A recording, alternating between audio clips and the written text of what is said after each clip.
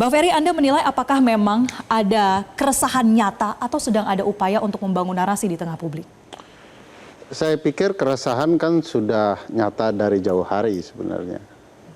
Ada berbagai perspektif publik mengenai keresahan terkait MBG misalnya, KDMP, dan berbagai program yang kemudian terdampak. Misalnya MBG tadi ada keracunan dan lain-lain, serta di ruang ekonomi fiskal, dolar, harga barang-barang, dan beberapa harga naik yang kemudian dipertanyakan oleh publik luas.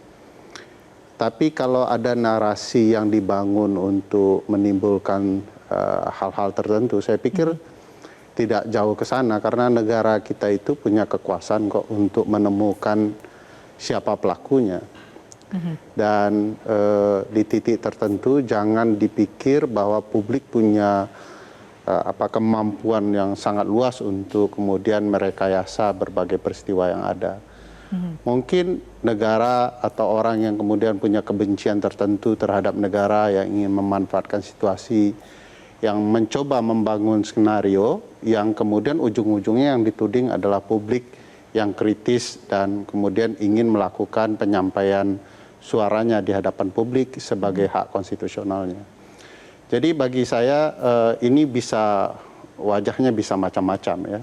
Tapi bukan tidak mungkin negara juga sudah tahu siapa orang-orangnya. Hanya kemudian negara coba membangun persepsi yang lain, perspektif yang lain untuk melihat dalam kasus ini apa dan siapa yang salah. Bagi saya ini juga tidak boleh memundurkan keinginan publik untuk menyampaikan suara. Karena kalau publik menurunkan tensi kritisnya dalam pengungkapan partisipasi di dalam hak bersuara, ya itulah tujuan dari senario menjelaskan hoax ini menyebar kemana-mana. Sehingga tensinya terlebih dahulu turun dan orang mungkin ya katakanlah menunda penyampaian aspirasinya turun ke lapangan dan lain-lain. Bagi saya juga negara tidak boleh kemudian melupakan kadangkala negaralah yang kemudian memancing ya publik untuk mempertanyakan peran dan sikap negara dalam berbagai isu. Oleh karena itu negara juga tidak boleh memancing-mancing publik emosi dan marah. Kalau kita ingat Agustus bahwa yang dipermasalahkan adalah korban yang melakukan aksi. Negara lupa melihat siapa pelaku yang menyebabkan orang marah. Ya. Itu adalah anggota parlemen kita sendiri. Dan itu jadi pertanyaan besar juga.